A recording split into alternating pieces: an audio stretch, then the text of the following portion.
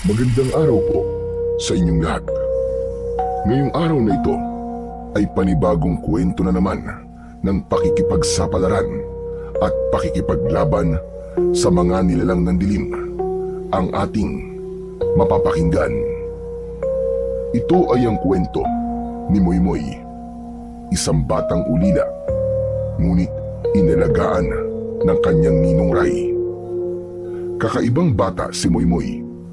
Hindi siya mahilig makihalubilo sa mga batang kasing edad niya. Mas gusto niya ang namamasyal sa gubat o sa ilog. Dahil sa hilig niya sa pamamasyal, ay binansagan siyang Moymoy Palaboy ng kanyang mga kababaryo.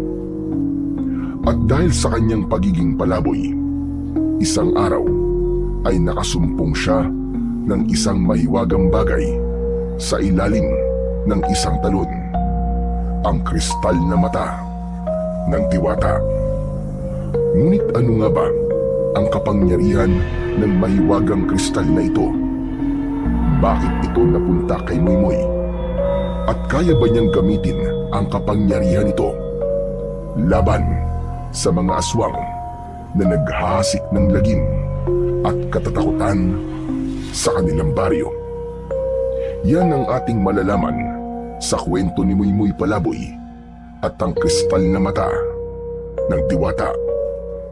Pero bago po ang lahat mga idol, huwag po nating kalimutang mag-subscribe at i-hit ang notification bell sa aking YouTube channel na The Voice Addict at sa mga kwento ni Apong Isaac para sa mas marami pang makapigil hininga na kwentong aswang at katatakutan mula sa mundo ng kababalaghan. Umpisahan na po natin ang kwento. Sa isang liblib na baryo sa paanan ng isang mataas na bundok, nakatira ang isang batang 12 taong gulang na si Moymoy. Masayahin siya, palatawa at kilala sa kanilang lugar bilang Moymoy Palaboy dahil sa kanyang hilig na gumala kahit saan, sa ilog, sa gubat o sa bukid.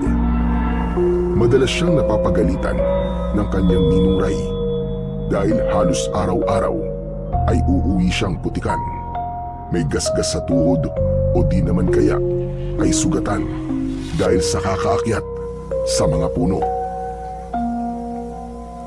Ano ka ba naman, Moymoy? Ilang beses ko bang sasabihin sa'yo na huwag ka nang pupunta sa gubat na yun? Ikaw talaga, oo. May mga nilalang doon na hindi mo kayang harapin kapag natsyempoan mo. Ngunit imbis na matakot, ay ngumiti lang si Moymoy. Ninong Ray, wala namang pumulto doon o kaya engkanto eh. Hindi po totoo mga yun. Kasi ilang beses na po akong pabalik-balik doon eh. Puro palaka at ahas lang po ang nandun. Tapos napakadami pa. At natawa ka pa talaga sa lagay na yan, ha? Pambihira talaga tong batang to. Eh kung totoo man ang sinasabi mo, paano kung matuklaw ka ng ahas doon at mamatay ka? Sige nga, ano sa palagay mo mararamdaman ko? Eh di syempre malulungkot po kayo, Ninong Ray. Pero marunong po akong umakyat ng puno. At saka mabilis naman po akong tumakbo. Hindi po ako maaabutan ng ahas. Hindi po ako basta-basta matutuklaw nun. Alam mo, ikaw ha, sutil ka talagang bata ka. Ang galing mong mga tuwiran. Kanino ka ba nagmana ha? Sa inyo po syempre. Eh kayo lang naman po ang kasama ko eh. Kaya sa inyo na lang po ako magmamana, Tito Ninong. Ay nako, Moymoy. Minsan hindi ko na alam kung matatawa ba ako sa mga sagot mo o maiinis. Pero seryoso to ha. Delikado yung palagi mong paggala kung saan-saan. Mas mabuti siguro kung dito ka na lang sa bahay. O kaya makipaglaro ka sa mga kasing edad mo. Eh ano naman pong gagawin ko dito sa bahay? Wala rin naman po akong kalaro sa labas. Kasi ayaw po nila sa akin. Ha? Ayaw nila sa'yo? Aba, bakit naman? Kasi daw, wala akong mga magulang. Putok daw po ako sa buho. Saka madami sila sinasabi sa akin eh. Tapos minsan, kung nakikinood ako sa TV nila, pinagsasaraduan po ako ng bintana. Akala mo naman bago at maganda yung TV nila. Bulok naman. Palaging malabo tapos kinakalampag nila bago lumitaw yung tao. Ay, alam ko na kung bakit ayaw kanilang kalaro. Bakit po? Kasi pilosopo ka at saka mahirap nilang masakyan yung mga trip mo. Ikaw talaga, oo. Totoo lang naman po ang sinasabi ko Kaya nga mas gusto ko na lang po na mamasyal kaysa makipaglaro sa ibang bata. Kung ayaw mo makipaglaro, at least man lang sana, huwag naman sa loob ng gubat. Bawal nga dun, di ba? Hindi ba't sinasabi din ng barangay na bawal ang mga bata na magpunta sa mga lugar na yun? Ala, bawal na? Oo, bawal. Matagal na. Pero Ninong, kung bawal naman po pala, bakit hindi na lang po nila putulin lahat ng puno o sirain yung lugar na yun para wala nang mapuntahan ng mga batang katulad ko? Ano? Pambira, Moy. Alam mo ba yung sinasabi mo? Hindi pwede yun. Hindi lahat ng bagay ay basta na lang sinisira dahil lang sa takot tayo. May mga bagay na dapat nating igalang. Lalong-lalo na ang kalikasan. Alam ko naman po yun, Ninong Ray Nagbibiro lang naman po ako sa inyo. O ayan na naman. Yan ang isa sa problema mo. Lahat ginagawa mong biro. Pwede ba? Magseryoso ka naman kahit paminsan-minsan lang. Huwag mo nang hintayin na magalit ako sa'yo, ha? Tandaan mo to. Huwag na huwag ka nang pupunta sa gubat. Hindi yung basta pinapasok ng kung sino-sino. Kapag hindi mo pinakinggan ang babala ko, baka isang araw magsisi ka. Opo, pasensya na po Ninong Hindi na po mauulit. Mabuti kung ganun. Hindi ako nagbibiro. Kung alam mo lang ang mga nangyari nun, siguro hindi mo nagugusto yung lumapit pa kahit sa gilid ng gubat na yun, Moy. Bakit, Ninong? Ano po nangyari noon? Gusto mo ba talagang malaman? Opo. Nako, nakakatakot to. Baka matakot ka. Ako matatakot? Hindi po Matapang po kaya ako. At yan ang kinakatakot ko, Mimoy. Hindi lahat ng matapang ay ligtas. Minsan, yung matitigas ang ulo, sila ang unang napapahamak. Ninong naman ang dami niyo pang paligoy-ligoy O sige na, makinig kang mabuti. Nung araw, marami kasi ang naliligaw at nawawalang tao sa gubat. Bata, matanda, hindi na sila nakakabalik. Bakit hindi na po sila nakakabalik? Kasi may mga nilalang na nakatira roon. Mga nilalang na hindi mo pa kayang harapin. May nagsasabing aswang ang nakatira sa pinakaloob ng gubat. Yung iba naman sinasabing engkanto daw na nang-aakit ng tao para iligaw sa gubat. Talaga? Baka naman gawa-gawa lang na matatanda yung kwento na yun para matakot ang mga bata. Ay nako, ewan ko sa'yo. Bahala ka kung ayaw mo maniwala. Kasi po, parang imposible naman po talaga Pero sige na nga Ninong, hindi na po ako pupunta doon. Totoo yan ha. Hindi mo na uulitin ha. Promise ha. Opo, promise. Sa ngayon. Aba, ikaw talagang bata ka. Hindi ka ba natatakot maski konti? Hindi po.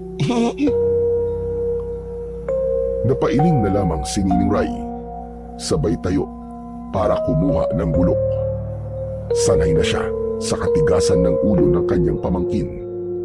Sa kabila ng palabiro at masayahin ng bata, alam niyang puno ito ng kuryosidad at tapang. Mga katangiang maaaring magdala sa kanya sa kapahamakan kung hindi maaagapan. Lumapit siya sa pinto at tumingin saglit sa labas.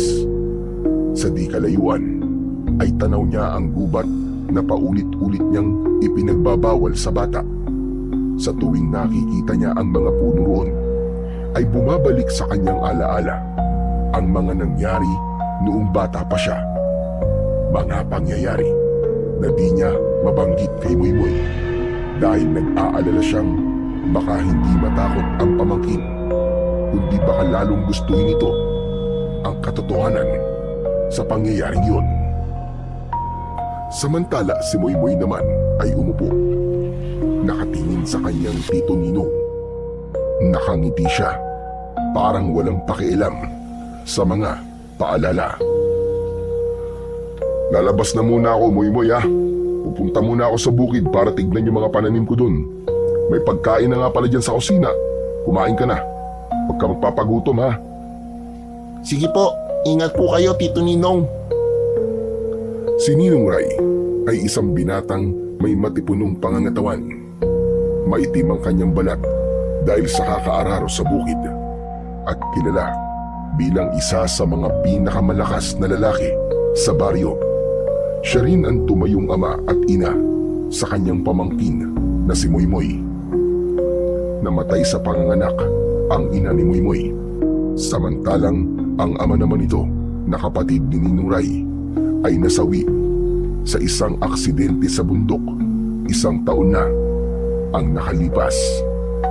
Samantala, pinilit naman ni Moymoy na manatili sa bahay nila ng araw na yon. Kumain siya, gumawa ng mga gawaing bahay, naglinis sa bakuran at nag-igib ng tubig. Ngunit ng bandang 3:00 na ng hapon, doon na siya nakaramdam ng inip. Dahil hindi sanay na walang ginagawa, lalo pa at mainit ang panahon, naisip niyang pumunta sa ilog para doon maligo. Sa ilog, may nakita siyang ilang kabataang naliligo din kagaya niya. Hindi niya nilapitan ang mga ito, bagkus ay nagtago siya sa isang malaking tipak ng bato at pinakinggan ang kanilang pinag-uusapan. Tungkol ito sa talon na makikita sa dulo ng ilog. Malapit ito sa mismong paanan ng bundok. Ayos ah, mukhang maganda nga doon. Hindi ko pa nararating yung talon na yon. Pero ang dami ko nang naririnig na sobrang ganda daw talaga doon. Makapunta nga. Total, maaga pa naman eh. Umahon siya sa ilog at nagsimulang maglakad. Matagal niya nang naririnig ang mga kwento tungkol doon. May mga nagsasabing sagrado ang talon, tahanan ng mga diwata. Ang iba naman naniniwalang nilikha yun upang maging daan ng mga kaluluwa patungo sa kabilang mundo. Ngunit para kay Moymoy, isa lamang itong mahiwagang lugar na gusto niyang tuklasin. Isang lugar na baka sakaling magbigay ng sagot sa lahat ng mga lihim na binabanggit ng kanyang ninong. Halos 1 oras din ang nilakad niya bago unti-unti niyang marinig ang malakas na lagaslas ng tubig sa talon. Pagkaraan pa ng ilang sandali, nakita niya na ang mismong talon. Halos mapanganga siya sa sobrang ganda ng tanawing kanyang nakikita. Ay, grabe! Ang ganda pala talaga dito! Isang mataas na talon ang nasa kanyang harapan. Bumabagsak ang tubig mula sa matataas na bato at nagiging usok at tila nagkakaroon pa ng mumunting baghari sa paligid ng talon. Lumapit siya sa gilid ng lawa. Inubad ang kanyang tsinelas at marahang isinausaw ang paa sa tubig. Ramdam niya ang lamig na dumampi sa kanyang balat. Unti-unti siyang lumusong hanggang sa ang tubig ay umabot na sa kanyang bewang. Habang lumalangoy, napansin niya ang isang bagay na kumikislap sa ilalim ng tubig, malapit mismo sa bagsakan ng talon. Nagtaka siya kung bakit aninag na aninag niya ito, gayong karaniwang malabo ang tubig sa bahaging yon, lalo na't napakalakas ng buhos na bumabagsak sa tubig. Hindi siya nakatiis. Sumisid siya. Kahit nahihirapan sa malamig at malakas na agos, ay hindi siya tumigil. Nang maabot niya ang ilalim, nakita niya ang isang bato na hugis mata. Kristal na may kulay na pinaghalong bughaw at ginto. Agad niya itong kinuha at pag-ahon niya sa tubig, hawak na niya ang kumikislap na bato. Mabilis siyang umahon sa pangpang. Hingal na hingal siyang napaupo sa batuhan habang maigpit ang hawak sa kristal. Mainit ito sa kanyang palad. Kinilabutan siya nung una. Parang may malamig na hangin na biglang gumapang sa kanya mula batok pababa sa kanyang gulugod.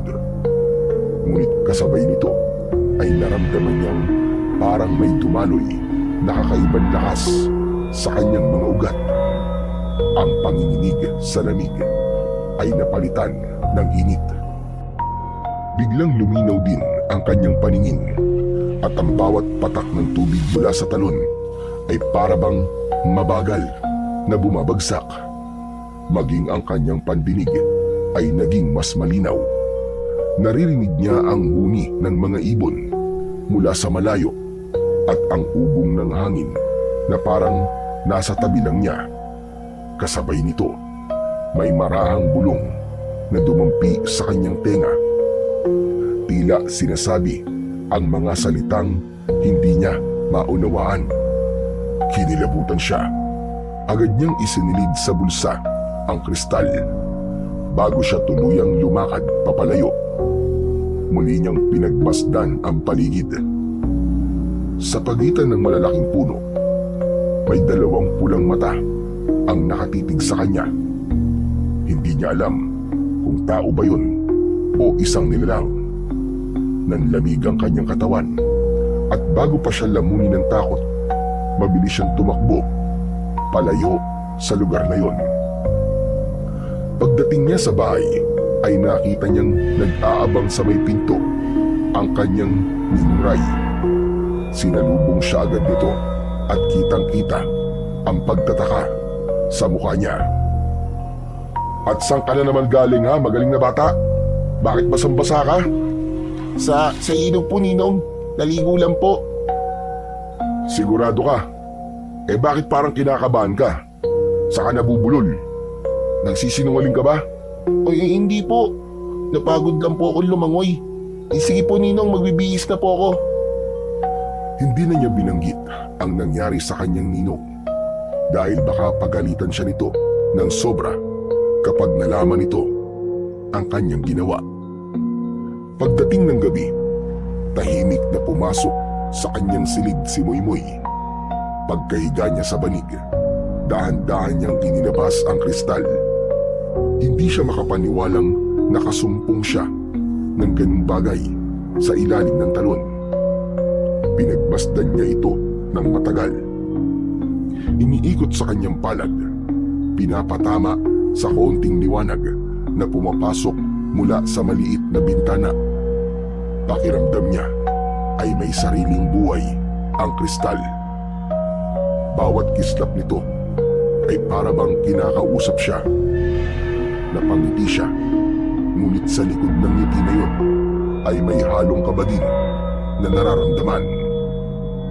Lalo na nang maalala niya ang dalawang pulang matang nakita niya sa gubat. Totoo kaya yung nakita ko kanina? Hindi kaya yun yung may-ari ng batong ito? Dahan-dahan niyang inilapit ang kristal sa kanyang mukha.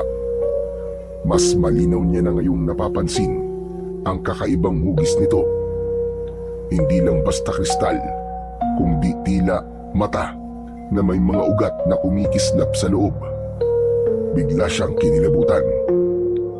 Hala, hindi kaya mata to ng engkanto? Natigilan siya nang makarinig ng sunod-sunod na katok sa pinto. Mabilis niyang itinago sa ilalim ng unan ang kristal. Moy! Sino kausap mo dyan? Wala po. Sigurado ka? Narinig kita nagsasalita eh. Baka may kasama ka dyan ha? Wala po, Ninong, promise. Nagdarasal lang po ako. Ganun ba? O sige na. Matulog ka na. Huwag ka magpuyat. Opo, Ninong. Sige po, matutulog na po ako. Nang wala na ang ninong niya, ipinikit na niya ang kanyang mga mata at natulog. Ngunit hindi pa man man siya matagal na nakakatulog, ay bigla siyang nanaginip. Isang nilalang ang nagpakita sa kanya. Isang babae, napakaganda. Mahaba ang buhok na kulay ginto ang bawat hibla. Ngunit higit na nakatawag pansin ang isang bagay. Nakapiring ng pulang tela ang isang mata ng diwata. Teka, sino ka? Bata, ako ay isang diwata. Ako ang may-ari ng bagay na kinuha mo sa talon. Hindi isang ordinaryong bato yan. Yan ay ang aking mata. Ninakaw sa akin ng mga nilalang mula sa kadiliman. At ngayon ay ikaw ang nakasumpong. Nanlaki ang mga mata ni Moymoy sa sinabi ng diwata. Ano po? Mata niyo po? Tsaka diwata po kayo? Teka, hindi ko po maintindihan. Dahan-dahan ay inalis ng diwata ang pulang piring na nakatakip sa kanyang kaliwang mata at tumambad ang kabuang muka ng diwata. Sa kanyang kanang mata ay kulay bugaw ito, ngunit ang kaliwa ay butas, parang isang malalim na kawalan. Nang titigan ito ni Moymoy, pakiramdam niya ay nahulog siya sa isang malalim na bangin. Huwag kang matakot, bata. Hindi ako isang kaaway. Ako si Luwalhati. Masaya akong natagpuan mo ang aking mata. Po, kaya po ba kayo nagpakita sa akin ay dahil gusto niyo na po itong kunin? Hindi, bata. Hindi pa ngayon ang oras para kunin ko ang aking mata. May kailangan ka pang gawin. May paparating na panganib. May mga nilalang ng dilim na mag-aasik ng kasamaan dito sa inyong baryo. Ang aking mata, magagamit mo yan para ipagtanggol ang lahat laban sa kanila. Teka, bakit po ako? Hindi naman po ako bayani. Bata lang po ako. Palaboy nga po ang tawag nila sa akin eh. Ngunit ikaw ang pinili ng kapalaran. Ikaw ang nakasumpong sa aking mata. Ikaw ang pinili at karapat dapat na mag-ingat nito. Pero hindi ko po kaya. Ano po ba kasing nilalang yung sinasabi niyo? Mga aswang. Aswang? Kung ganun po eh. Totoo mga aswang? Totoo sila. Tulad ko. Tulad namin. Biglang nagsulputan ang iba't ibang klaseng nilalang na noon ay nababasa lang ni Moymoy sa mga kwento at alamat. Mula sa gilid ng diwata ay lumitaw ang isang kapre, matangkad at may hawak na nagbabagang tabako. Namumula ang mga mata nito, ngunit hindi nakakatakot ang kanyang mga titig. Umakyat naman sa tabi niya ang isang diwende, isang maliit na nilalang na may mahabang balbas at nakasuot ng sombrerong kulay luntian. Nakangiti ito sa kanya. Sumunod na lumitaw ay ang tikbalang na dumungaw mula sa bukas na bintana.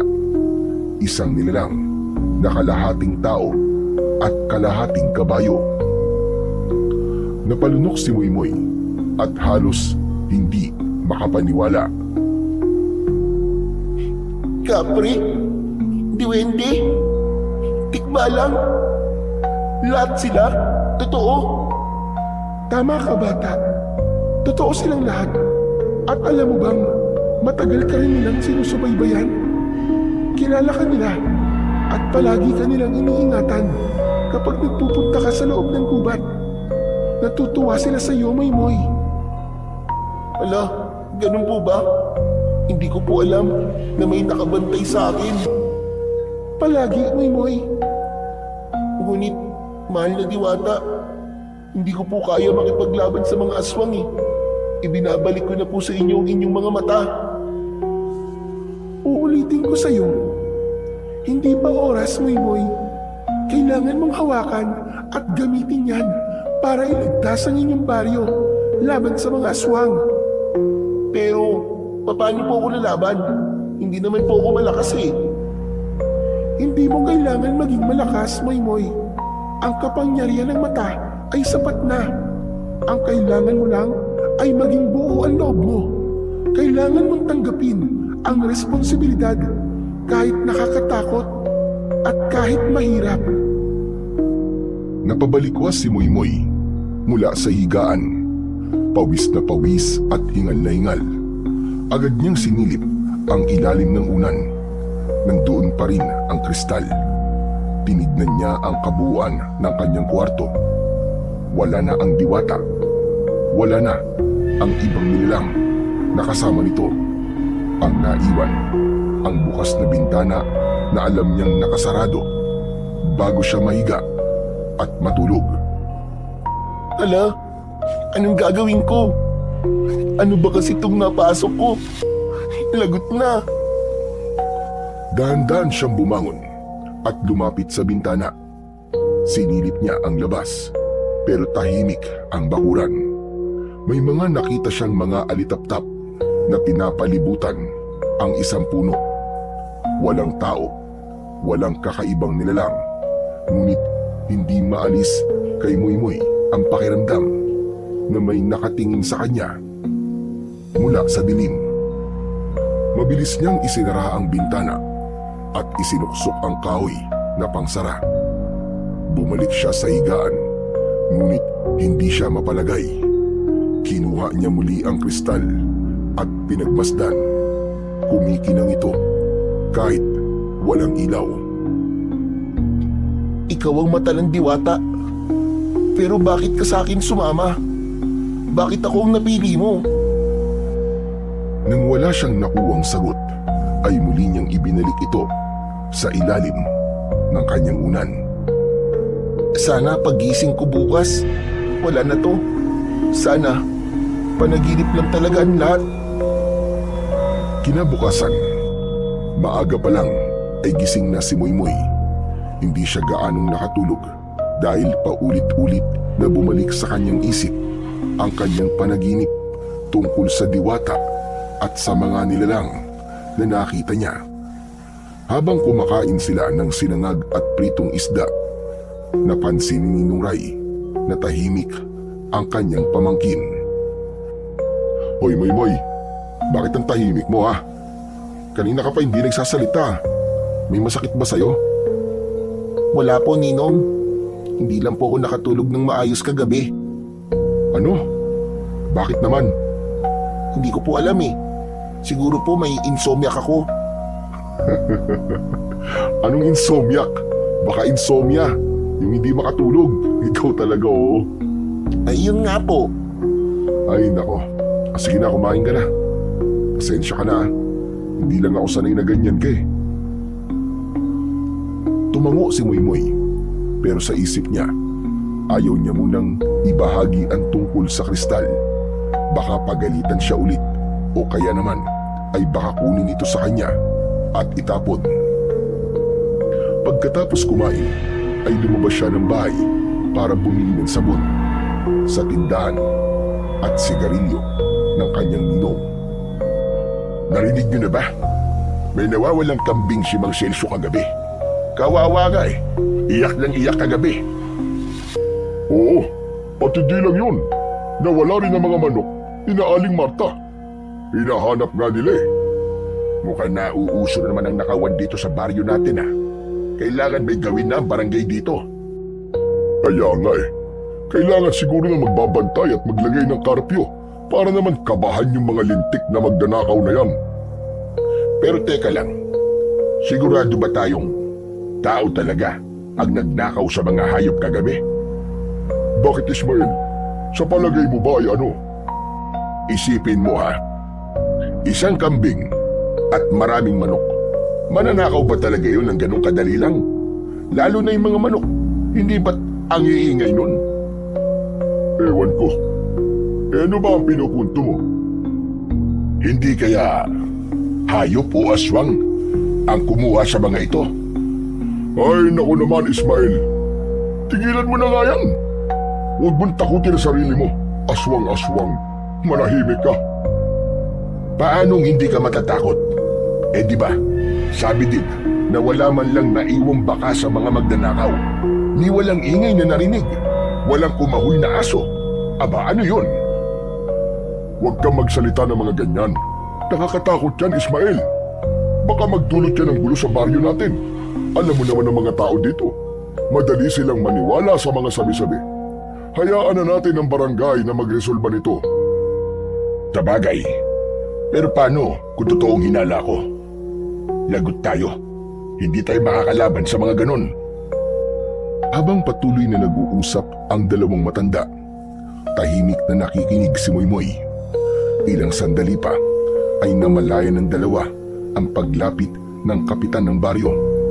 May dala itong baston at nakasuot ng sombrero. Pinakinggan nito ang usapan ni Mang Lando at Mang Ismael. At pagkatapos ay bigla siyang sumingit sa usapan. Sinabi niya sa dalawa na gagawa siya ng aksyon para maresolba ang problemang nakawan. Sinabi niyang magpapatawag siya agad ng pulong sa barangay. Plano niyang magtalaga ng mga magbabantay upang hindi na maulit ang insidente. Para sa kapitan, ordinaryong nakawan lang ito at walang kinalaman sa sabi-sabing aswang. Samantala, si Moymoy ay tahimik na umalis nang makuha ang kanyang pinamili at bumalik na ng bahay. Totoo kaya yung sinabi ni Mang Ismael? Hindi kaya may kinalaman ito sa sinabi ng diwata sa aking panaginip? Lagot na. Ano nang mangyayari sa baryo? Pilisan ko na nga. Kailangan itong malaman ni Ninong. Pagdating ni Moymoy sa kanilang bahay, agad siyang sinalubong ng katahimikan. Sa loob ay nadatnan niya si Ninong Ray na nakaupo sa kanilang lumang sofa. Nakayuko ito at tila ba may malalim na iniisip. Nang makita siya, dahan-dahang tumingin ang kanyang ninong. Matalim at seryoso ang kanyang mga mata. Natigilan ang bata nang mapansin kung ano ang hawak ng kanyang ninong. Sa mismong palad nito, nandoon ang kristal na itinago niya sa ilalim ng kanyang unan. Nanlamig si Moymoy. Moymoy, saan mo nakuha to? Hindi makasagot kagad ang bata. Alam niya kasi na sa oras na yun ay mabubuking na siya ng ninong niya na siya ay nagsinungaling. Naghihintay ng sagot ang kanyang ninong. Ano po kasi, nakita ko po yan sa ilog nung naligo ko. Nagandahan po ako kaya kinuha ko po. Magsabi ka sa akin ng totoo, Moymoy. Alam ko ang tungkol sa bagay na to. Po? Isang tanong pa, Moymoy. Saan mo nakuha ang mata ng diwata? Ninong, doon po sa may talon po. Halata ang pagkadismaya sa muka ng lalaki nang umamin na si Moymoy. Napagtanto nitong matigas pa rin talaga ang ulo nito at patuloy pa rin sa kanyang paggala maski palagi niya itong sinasabihan. Kasabay ng kanyang pag-amin ay ang sunod-sunod na pagbuntong hininga ni Ninong Ray. Kita ni Moymoy ang biglang pagbagsak ng balikat ng kanyang tito Ninong, pati ang pagkadismaya sa mukha nito. Mariin ang pagkakakuyom ng kamao nito. Halatang pinipigilan ang sariling inis at galit. Napagtanto nitong lumabag na naman ang bata sa piling nito. Paulit-ulit na pinagsasabihan na huwag gumala sa gubat, ngunit hindi ito nakikinig. Muli, napailing ang lalaki. Matigas talaga ang ulo mo, no?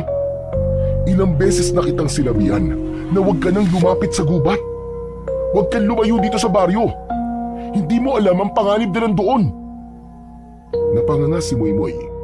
Gusto niyang mga tuwirang, pero pinigilan niya ang kanyang sarili. Alam niyang galit na ang kanyang ninong at hindi yun ang tamang oras para siya ay mamiloso po. Bakit mo to kinuha? Hindi mo alam kung anong sumpa ang kaakibat niyan. Hindi ko naman po basta kinuha yan eh. Ang sabi po sa akin ng diwata, ako daw po ang pinili. Ako daw po may karapatang mag-ingat ng bagay na to. Lalo na't may paparating daw pong panganib. Ano? Diwata? Anong sinasabi mo? Yung diwata po na nagmamay-ari po ng mata, kinausap niya po ako sa aking panaginip. Mukha naman pong hindi siya masama para bigyan niya po ako ng sumpa dahil po sa bagay na to. Hindi. Mabuti pa samahan mo ko. Ibabalik natin to dun sa may talon. Ninong, sabi po ng diwata hindi daw po pwede kasi may mga darating na aswang. Kung ibabalik natin to sa ilog, paano tayo lalaban sa mga aswang na yun? Hindi mo naiintindihan eh. Ang mata ng diwata, kapag hawak mo yan, para ka na rin nagbukas ng pinto para makita ang lahat ng nilalang, mapaliwanag man o dilim. At kapag nalaman ng mga nilalang ng kadiliman na ikaw ang may dala niyan, hindi ka nila titigilan. Susundan ka nila saan ka man magtago. At hindi lang ikaw ang mga nganib, pati na ang buong baryo. Kaya dapat nating isauli yan bago mahuli ang lahat. Umayo ang lalaki. Hawak pa rin ang kristal. Naglalakad siya papunta sa pintuan. Ngunit bago pa man makalabas, hinawakan niya ang kamay ng kanyang ninong. Pinilit na bawiin ang kristal. Hindi Ninong, hindi ko po pwedeng ibalik yan. Baka ito lang po ang tanging paraan para mailigtas natin ang lahat. Kung wala po tayo nito, paano po natin lalabanan ng mga aswang? Hindi mo tungkulin ang lumaban, Moymoy. Bata ka pa. Hindi mo dapat pasan ng ganito kabigat na responsibilidad. Pero Ninong, kung hindi po ako, sino po? Paano kung walang ibang magtatanggol? Hindi ba mas lalo tayo mapapahamak kung wala itong kristal sa atin? O sige, kung ayaw mong ibalik yan, sige, huwag nating ibalik. Pero kaya mo ba talaga? Paano kung maraming aswang ang biglang sumugod dito sa bahay? Kaya mo ba silang labanan? Kaya mo ba silang harapin ng mag-isa? Natahimik si Moymoy sa sinabi ng kanyang tito Ninong. Wala siyang maisagot. Alam niyang tama ang ninong niya. Wala siyang sapat na lakas para lumaban. Hinawakan ni Ninong Ray ang balikat ng kanyang pamangkin. Yumuko siya para tumapat ang kanyang muka sa mata ni Moymoy. Alam mo ba kung ano ang mga itsura nila, ha Moymoy? Alam mo ba? Opo, nabasa ko na po sila sa comics at napanood ko po sa TV. Nakita mo na pala eh. Isipin mo kung makakakita ka ng ganun. Kaya mo ba? Ganun ka na ba talaga katapang para harapin ang mga kampo ng kadiliman?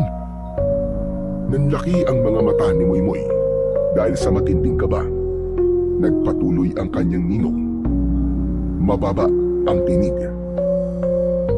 Pero alam mo bang hindi naman sila katulad ng nasa kwento? Hindi sila basta may pakpak lang o matutulis ang mga ngipin. Yung mga yun, kapag nakita ka, wala silang ibang iisipin kundi ang kainin ka, ang patayin ka. Hahatiin ka nila at lalamunin ang laman mo. Hindi ka nila titigilan hanggat humihinga ka pa. Napakagat ng labi ang batang si Moymoy. Ramdam na ramdam niya ang malamig na pawis na tumutulo mula sa kanyang noo. Napakabata mo pa, Moymoy. Huwag mong isipin na kaya mong ipagtanggol ang bombaryo nang dahil lang sa isang kristal na mata.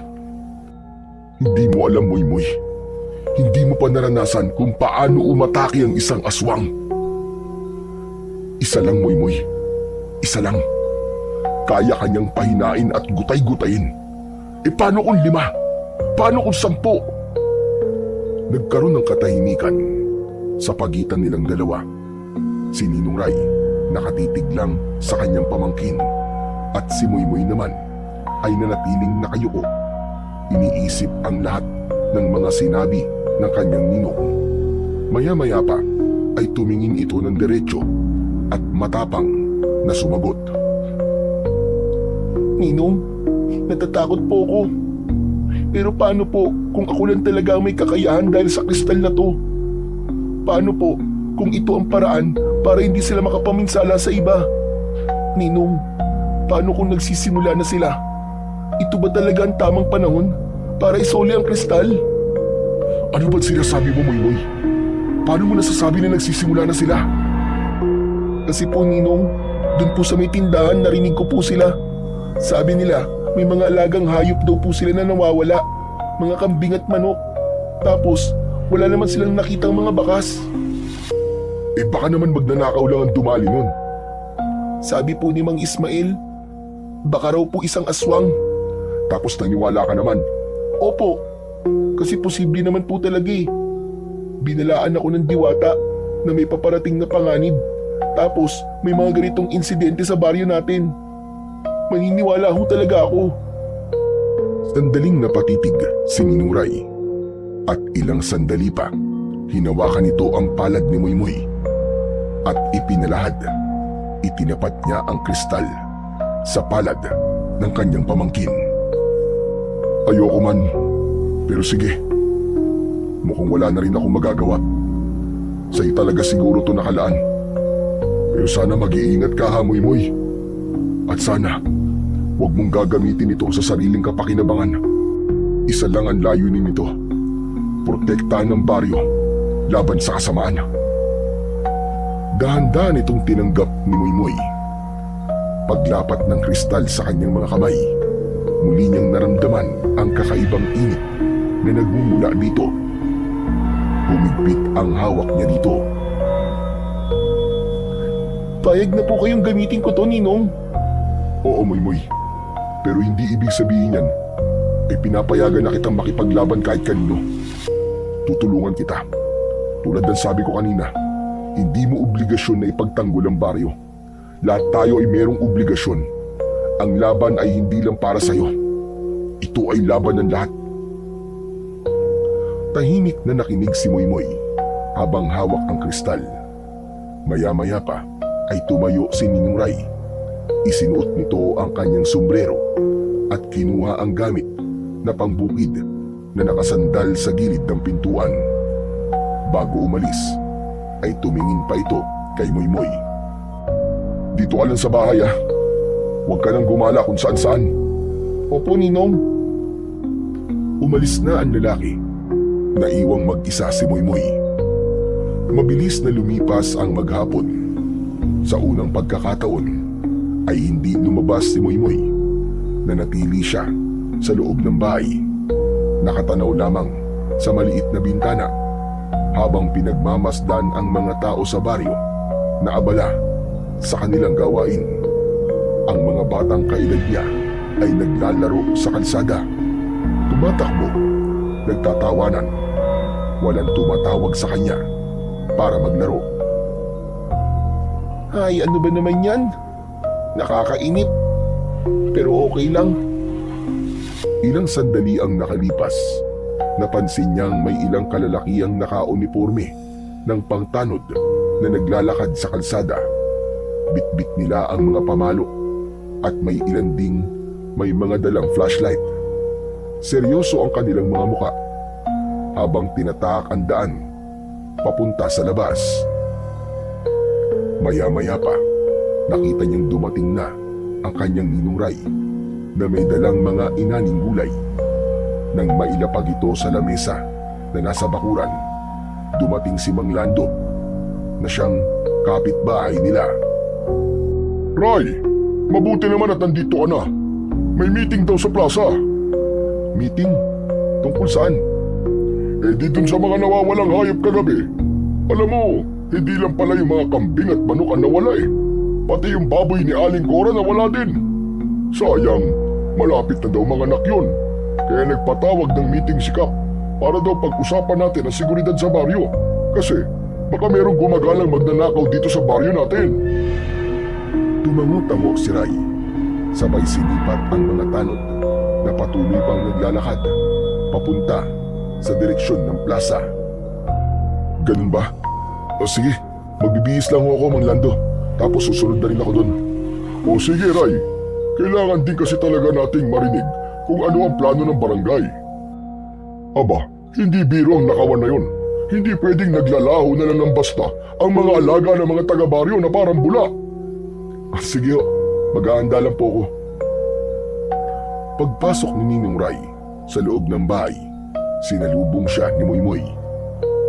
Ninong, pwede po ba ako sumama? Wag na, dito ka na lang. Pero maghapon na po ako nakatunga nga dito sa bahay. Sige na po, payagan niyo na po ako. Makikinig lang naman po ako eh. Promise, hindi po ako manggugulo. Ay nako, sige na nga, sumama ka na. Gagayak lang ako. Nang matapos magbihis, sumama na si Moymoy papunta sa plaza. Pagdating nila doon, ay nakita nilang halos puno na ng mga taga-baryo ang maliit na bulwagan. Karamihan sa kanila ay nakatayo lang, habang ang iba naman ay nakaupo sa mga monoblock. Maingay ang mga tao, kanya-kanya ng mga komento. Iba-iba ang pinag-uusapan. Maya-maya pa ay dumating na ang kapitan at nagsimulang magsalita sa harap ng kanyang mga kababaryo. Sinimulan niya ang usapin tungkol sa nakawan, kung sino ang mga naging biktima at kung ano ang posibleng solusyon sa problema nilang yon. Nagbulungan ang mga tao. Ang ilan ay halatang nag-aalala, habang ang iba naman ay galit at desperado. Kailangan mahuli ang magnanakaw na yan, kung sino man siya.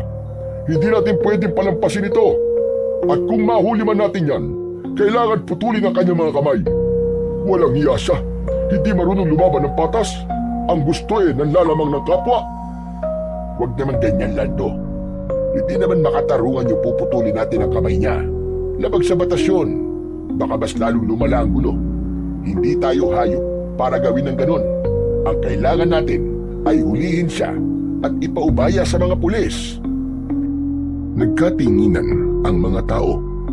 May ilan na pumayag sa sinabi ni Mang Ismael, ngunit meron ding mga sumang-ayon kay Mang Lando. Nagsimula na namang umubo ang ingay sa bulwagan. Kanya-kanya sila ng opinyon. May isang tatay na nagsalita mula sa dulo ng bulwagan at sumang-ayon kay Mang Lando. Ayon sa kanya, kung hindi sila magpaparusa ng masakit, hindi matatakot ang mga magnanakaw at uulit-ulitin lang ang kanilang gawain. Pero agad itong tinutulan ng isa pang matanda na nagsabing hindi dapat dumaan sa dahas ang baryo. Habang patuloy ang pagtatalo, nanatili lang sa gilid si Moymoy, nakikinig at nakatitig sa mga nagsasalita. Nararamdaman niyang tumitindi ang tensyon sa bulwagan. Ang ilan ay galit, ang iba naman ay takot, at meron ding ayaw na makisali. Sa bandang unahan, muling nagsalita ang kapitan upang pakalmahin ang lahat. Ipinaliwanag niya na ang layunin ng pulong ay hindi para mag-away-away sila, kundi para magtulungan at magkaisa. Binigyang diin niyang kailangan nilang magbantay at magtulungan upang maiwasan ang susunod pang pagkawala ng mga alaga. Unti-unting natahimik ang mga tao, bagamat halata pa rin ang pagkadismaya at pagkabalisa sa kanilang mga muka. Si Moymoy, habang nakikinig, ay mas lalong nakaramdam ng kaba. Sa kanyang isip, naalala niya ang babala ng diwata. Ang pagkawala ng mga hayop ay baka hindi lang gawa ng magnanakaw, kundi ng mas malalang nilalang. Nagpatuloy ang kapitan sa pagpapaliwanag ng mga plano. Iminungkahi niyang magtulungan ang bawat pamilya, mag-ambag ng ilaw o kahit simpleng tansan na may pisi para magsilbing alarm kapag may gumagalaw sa bakuran. Sa tabi, may ilan na pumayag at nagbigay ng kanilang suwestyon. May iba namang hindi kumbinsido at nagkibit balikat lang, tila wala ring tiwala na may mangyayari. Oh, bakit ganyan ang mga reaksyon nyo? Ano, wala kayong pakialam sa nangyayari sa baryo?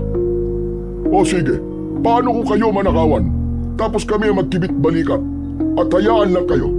Aba, nasa iisang baryo lang tayo. Dapat magtulungan tayo sa problema na to. Tama si Mang Lando. Kung hindi natin ito aayusin, baka pati mga bahay na natin pasukin. Kaya nga, lahat tayo magtulungan. Huwag nating iasan lahat ng trabaho sa mga tanod at sa barangay. Tama si Mang Ismael. Kaya makinig kayo kay Kapitan. Kung gusto nating masolusyonan kaagad to, kailangan nating magtulungan. Hindi pwedeng isa o dalawa lang ang magbabantay. Konti lang ang tanod at hindi nila kayang bantayan ng buong baryo. Kaya dapat, Kap, lahat ng mga lalaki magbantay. Magkaroon tayo ng schedule, palitan sa pagbabantay sa gabi. May ilang napailing at hindi sang-ayon sa sinabi ni Ray. Karamihan sa kanila ay sinabing may mga anak sila na kailangan bantayan, lalo na sa gabi. Ang iba naman ay may trabaho tuwing umaga, kaya hindi pwedeng magpuyat. Kanya-kanya na ng dahilan ang mga ayaw makiisa. Pwede naman pong hatiin eh. Bawat kanto po ng baryo may tig-dalawa lang. Hindi naman din kailangan lahat magdamag. Pwede naman pong palit-palitan kada oras para hindi po mabigat. Napatingin ang mga tao sa kanya. Tahimik sandali. Tila nagulat ang lahat na sumali sa usapan ang isang bata. Pero napatango si Kapitan. Napangiti si Mang Lando. Alam nilang may punto ang bata. Kita niyo na, mabuti pa ang bata marunong mag-isip. Nagpatuloy ang diskusyon hanggang sa huli ay nagbotohan kung sang-ayon ba ang mas nakakarami sa plano.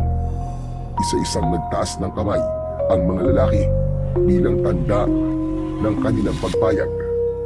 Ang mga kababaihan naman ay nagsabing handa silang maghanda ng kape o pagkain para sa mga nakatoka.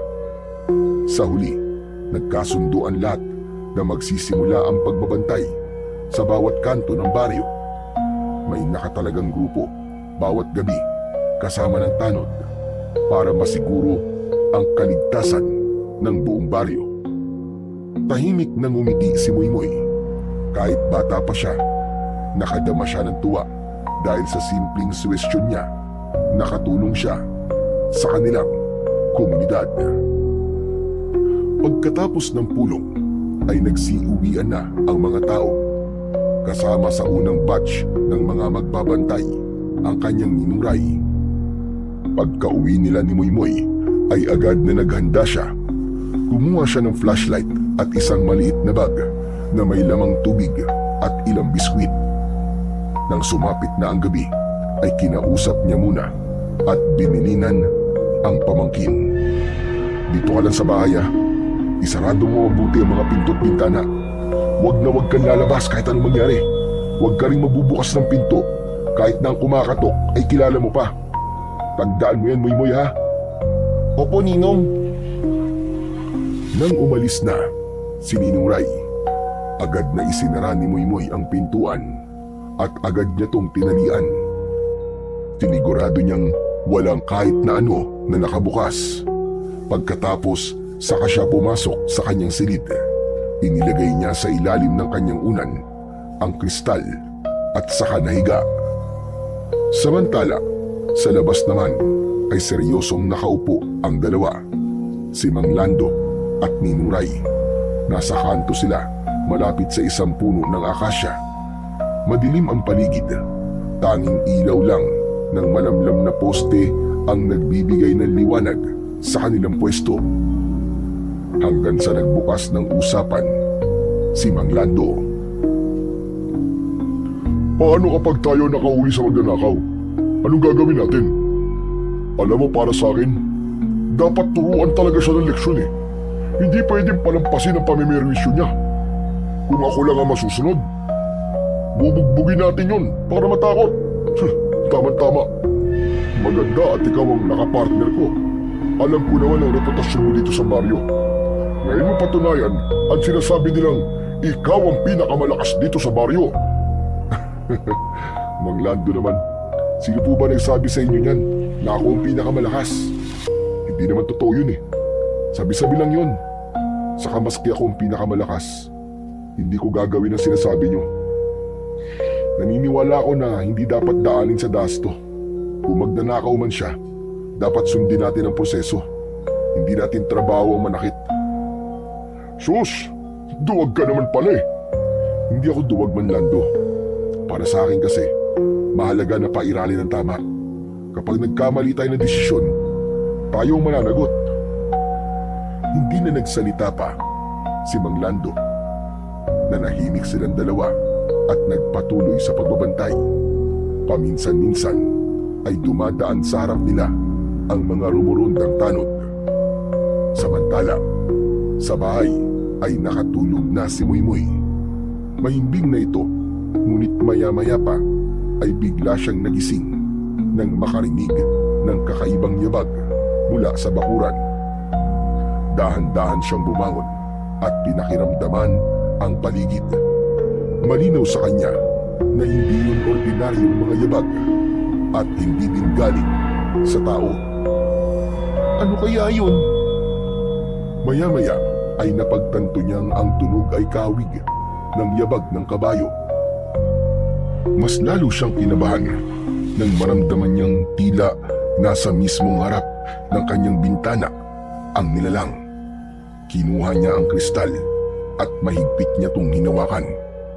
Lumapit siya sa bintana, ngunit biglang natigilan nang makita ang paggalaw ng bintana. Napaatras siya at sisigaw na sana, pero natigilan siya nang makita kung sino ang naroon. Isang tikbalang, sinabi nito sa kanya na ipinatatawag siya ng diwata sa talon. Ngayon na? Hindi ba pwedeng bukas na lang? Magagalit kasi ang ninong ko kapag nalaman niyang sinuway ko na naman siya eh. Umiling ang tikbalang at sinabing wala na silang ibang oras. Kailangan nilang pumunta sa talon dahil yun ang utos ng diwata. Sa bandang huli, napapayag siya. Umakyat siya sa likod ng tikbalang at mahigpit na kumapit. Tahimik silang umalis ng bakuran at naglakad ang tikbalang sa kalsada. Halos yumuko siya nang makita si Mang Lando at ang kanyang ninong Ray. Sandali lang. Huwag tayo dyan dumaan. Makikita ako ng ninong ko eh. Malalagot ako doon. Ngunit nagpatuloy lamang ang tikbalang at parang hindi siya narinig. Pero nang dumaan na sila mismo sa harap ng dalawa, ay parang wala silang nakita, ni hindi nila naramdaman ang kanilang presensya. Makalipas ang ilang sandali, narating na nila ang talon. Lalong namangha si Muy-Muy. Ibang-iba ang anyo nito sa gabi. Ang mga puno sa paligid ay nagliliwanag dahil sa napakaraming alitaptap na umaaligid. At sa likod ng mga punong ito, doon lumitaw ang diwata. Oras na para magsanay ka. Malapit na ang laban. Ang mga aswang ay naririto na at nagsimula lang magasik ng lagim. Kailangan mo matutunan kung paano palakasin at gamitin ang kapangyarihan ng aking mata. Nandito na po ang mga aswang. Kung ganun, sila nga po ang dahilan ng mga pagkawala ng hayop dito sa lugar namin. Tama ka. Sila nga ang may gawa nun. Totoo po ba ang sinasabi niyo? Hindi ka ba naniniwala sa akin? Kasi po... Nang hindi makasagot si Muy-Muy, ay biglang tila nahulog siya sa isang napakalalim na butas. Naramdaman niya ang biglaang paghila sa kanyang katawan pababa. Umikot ang kanyang paningin. Halos mahilo siya sa bilis ng pagbabago ng paligid. Hanggang sa isang kisap mata lang, nag-iba ang lahat. Nasa loob na sila ng madilim na gubat. Agad niyang naamoy ang mabahong amoy na parabang amoy ng nabubulok na karne. Mula sa hindi kalayuan ay narinig niya ang malinaw at kakaibang tunog ng paglasab at malalim na pag-ungol. Dahan-dahan siyang tumingin sa direksyon ng ingay at nanlaki ang kanyang mga mata sa kanyang nasaksihan. Diyos ko po! Mga aswang! Ang dami nila! Tama ka. Yan ang mga aswang na nag-aasik ng gulo at katatakutan sa baryo nyo. Natakot si Moymoy, lalo na nang mapagmasdan niyang mabuti ang mga ito. May ilan na mahahaba ang dila na parabang ahas at ipinapasok nila sa bangkay ng mga manok. Meron ding baka at baboy. Ang iba naman ay may mga pakpak na malalaki at kulubot, nakasampay sa mga sanga at nanginginain ng pinilas na laman ng kanilang biktima. Ang ilan ay baluktot ang katawan, mahaba ang kamay na may matutulis na kuko, mapupula ang kanilang mga mata. Sa gitna ng mga ito ay may isang dambuhalang aswang na halos kasing laki ng kalabaw. Nilalantakan nito ang isang malaking baka.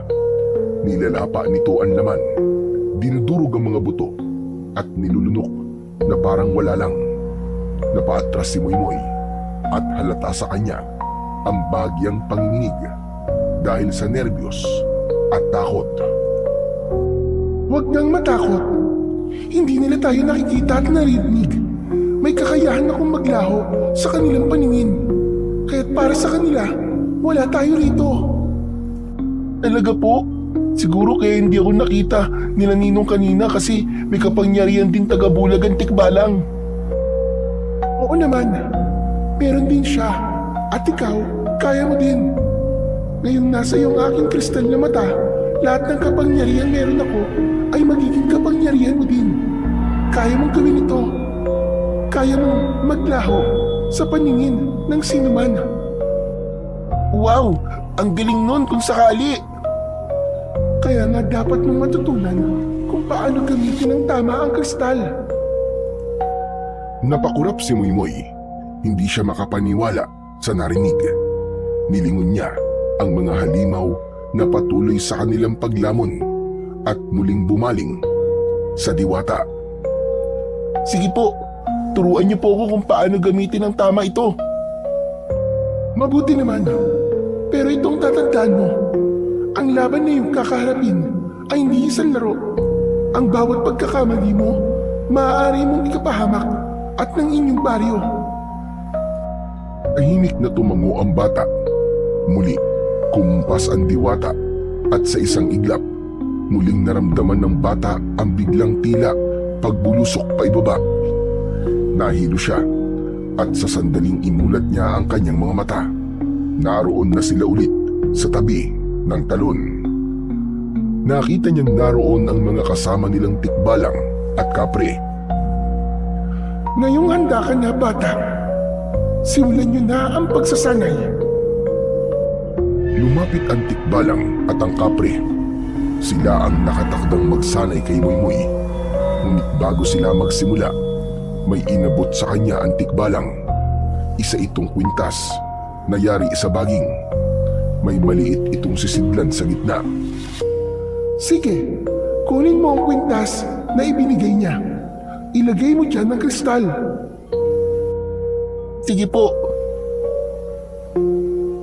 Dahan-dahan itong ginawa ni Moymoy at sa sandaling lumapat ang kristal sa sisidlan, agad itong nagningning ng matindi. Ang liwanag nito ay halos bumalot sa kanyang katawan.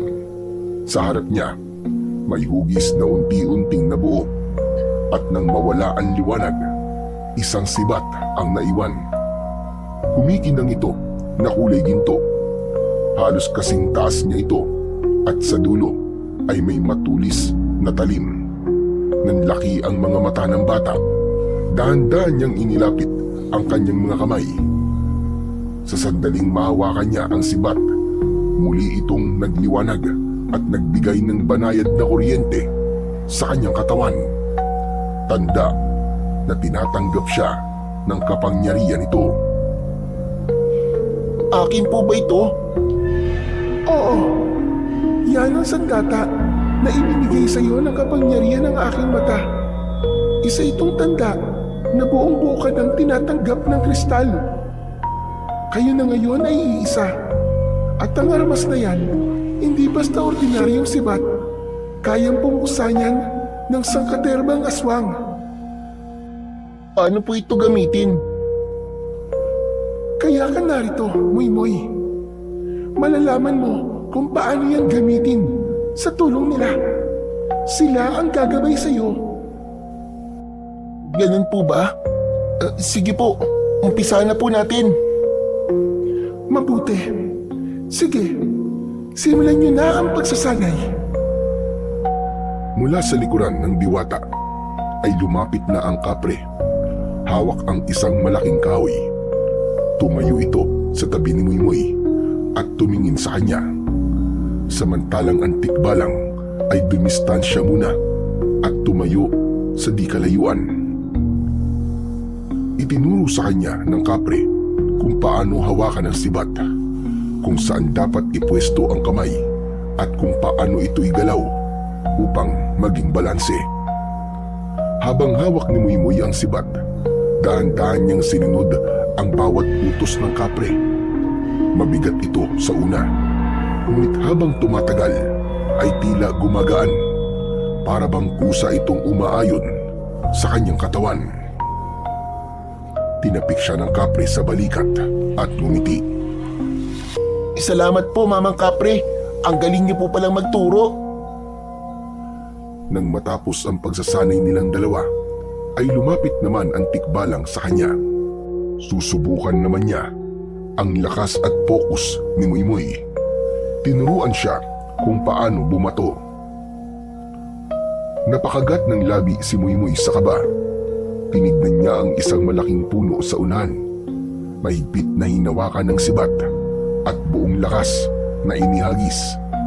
Lumipad ito ng mabilis papunta sa puno at malakas na bumaon sa katawan nito. Inutusan siya ng tikbalang na tawagin ng kanyang sibat. Hindi niya maintindihan ang ibig sabihin ng tikbalang.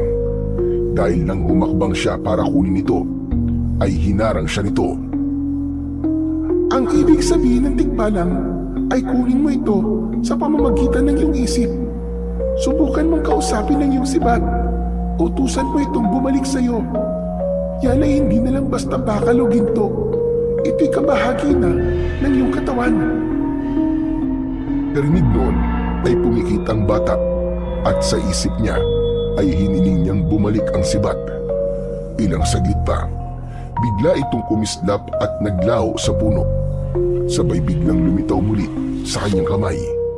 Namilog ang mata ni Moymoy. Totoo nga.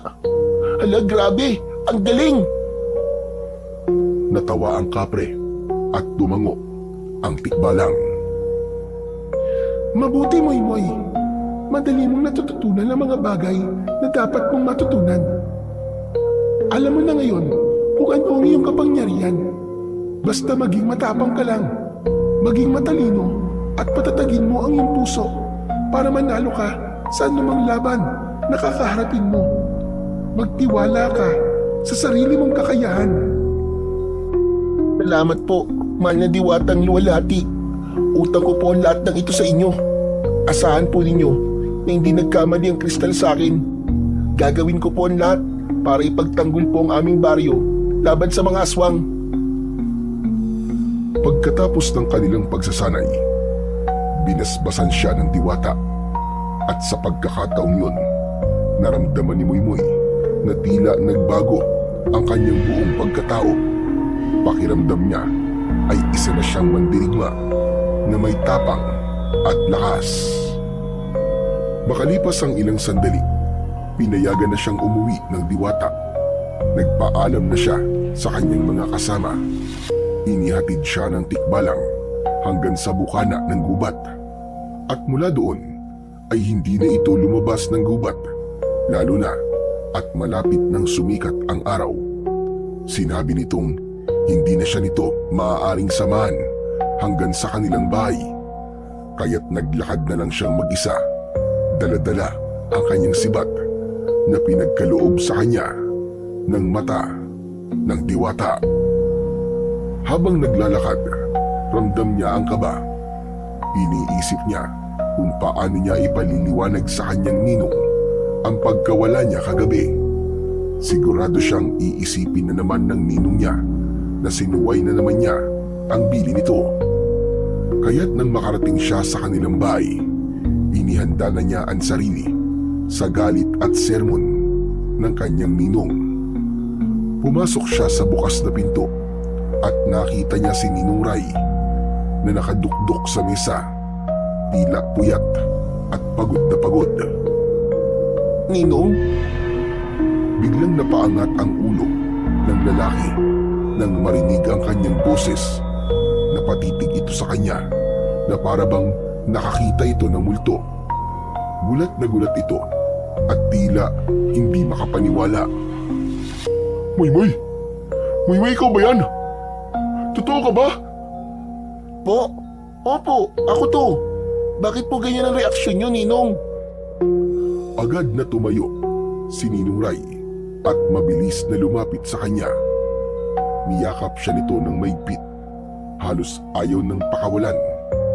Narinig ni Moymoy ang mahihinang singhot ng kanyang ninong. Umiiyak ito.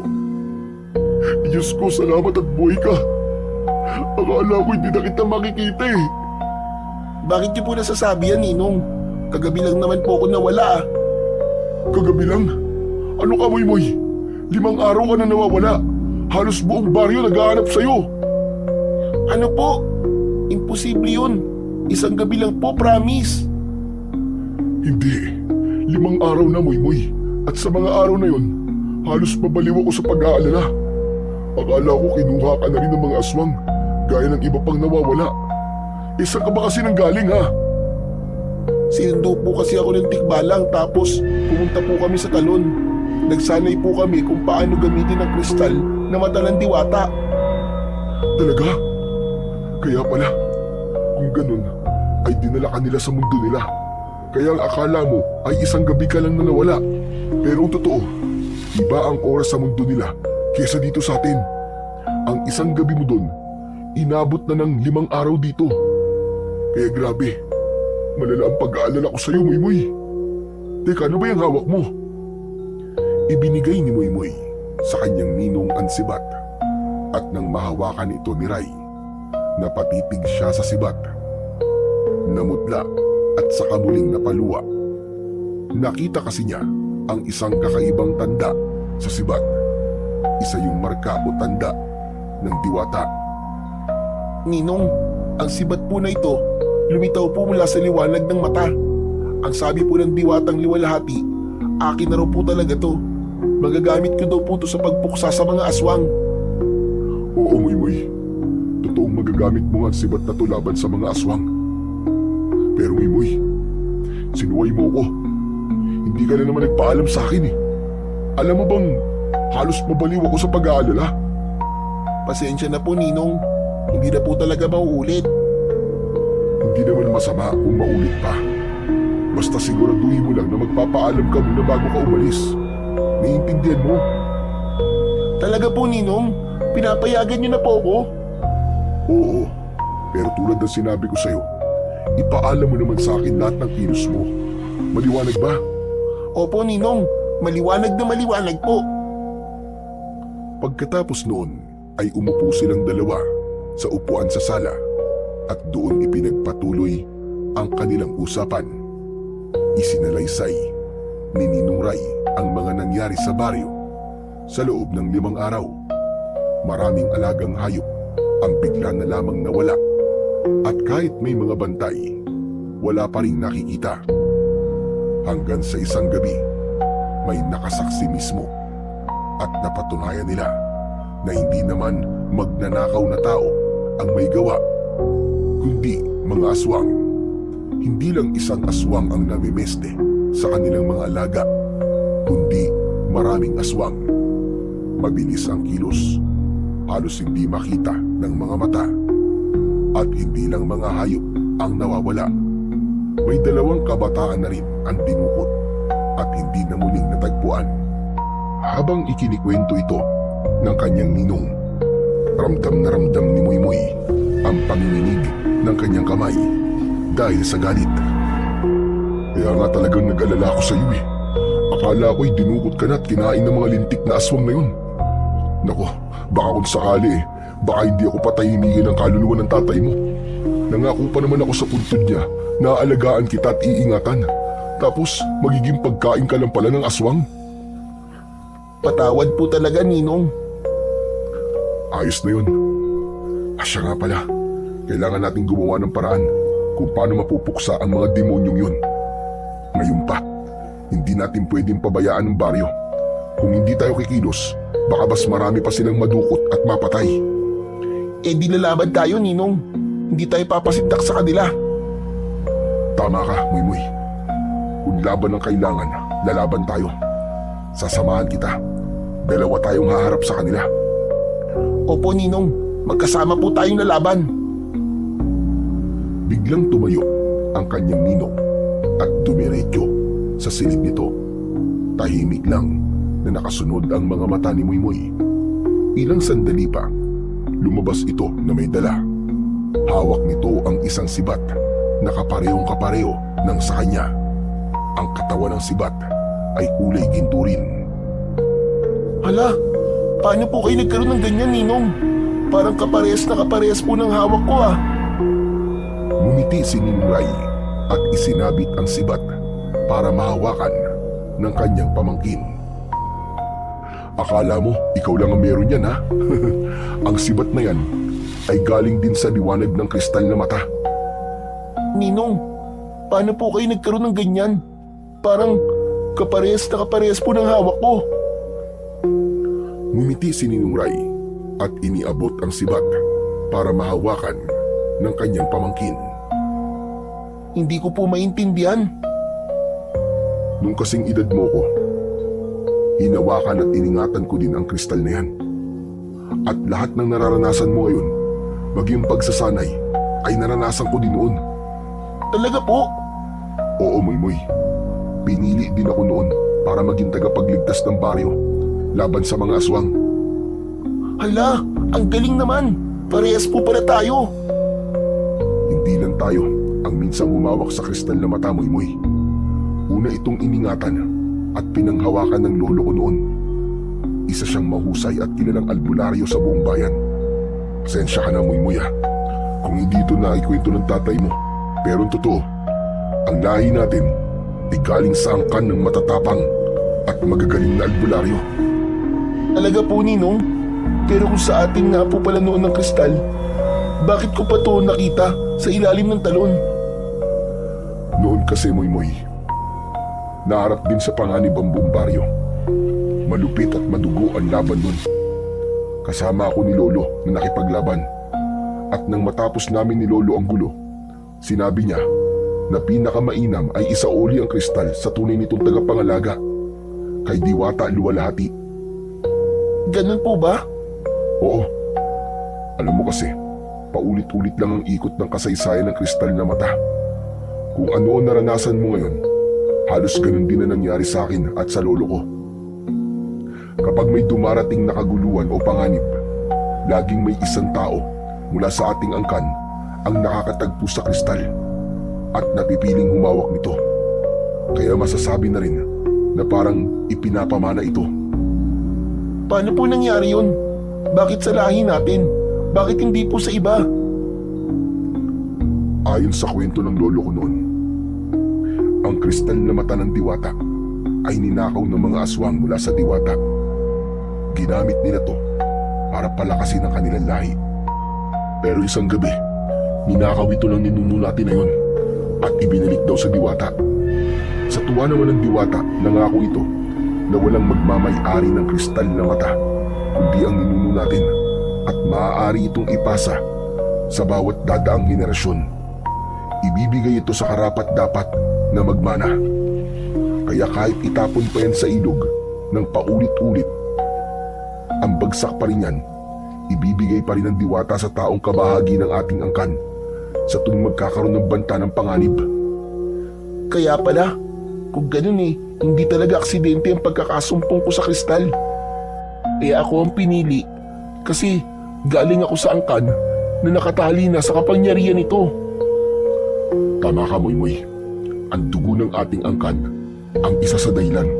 At ngayon, Nasa iyo na ang pagkakataong ipagpatuloy ang sinimulan ng ating mga ninuno. Opo, Ninong. Gagawin ko po ang lahat para magampanan po ang responsibilidad na ito. Nagpatuloy pa ang kwentuhan nila. Masayang inalala ni Ninong Ray ang nakaraan.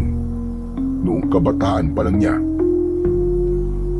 Alam mo ba, na hindi lang ang diwata ang kakilala ko. May naging kaibigan din ako noon na isang tikbalang, isang kapre at isang diwende. Mababait ang mga yon, pero mahilig sa kalokohan. Madalas kami magbiruan. Minsan pa nga nagpapaligsahan pa kami ng lakas at abilidad. Oo nga no, kumusta na kaya ang mga yon? Totoo po, naging kaibigan niyo sila. Oo, bakit? Baka po sila yung nagsanay sa akin. Kaya pala mababait din sila sa akin at hindi ako tinatakot. Matagal ko na silang di nakikita. Kumusta na ba sila? Ayos lang po. Mukha pa rin naman silang malalakas at mukhang kapre at tikbalang pa rin po. Ikaw talaga kahit kailan, naisingit mo pa ang kapilosopuan mo. Pinapatawa ko lang po kayo. Siya nga po pala, Ninong. Nung lumaban ka po sa mga aswang, nahirapan ka po ba?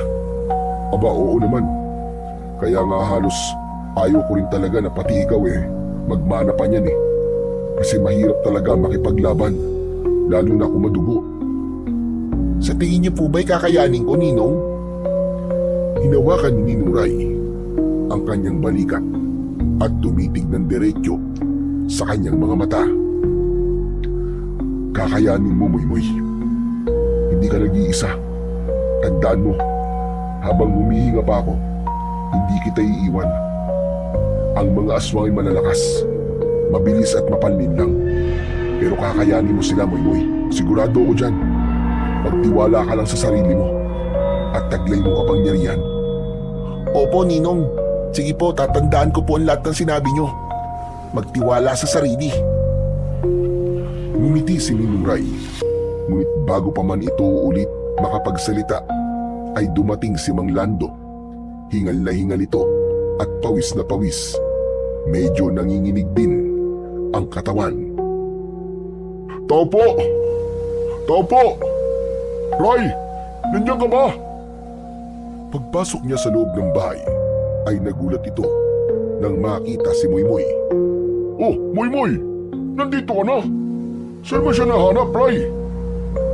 Umuwi po dito. Nakatakas daw sa aswang. Biglang napatingin si Moymoy sa kanyang ninong nang marinig ang sinabi nitong kasinungalingan. Magsasalita sana siya, pero hindi siya pinasingit ng kanyang ninong at panay ang kindat nito at senyas na wag nang magsalita. Naku, mabuti pala't ganun. Maswerte kang bata ka.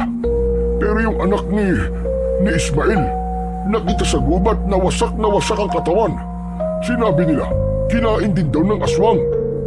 Ano po? Ninong, tara, puntahan po natin.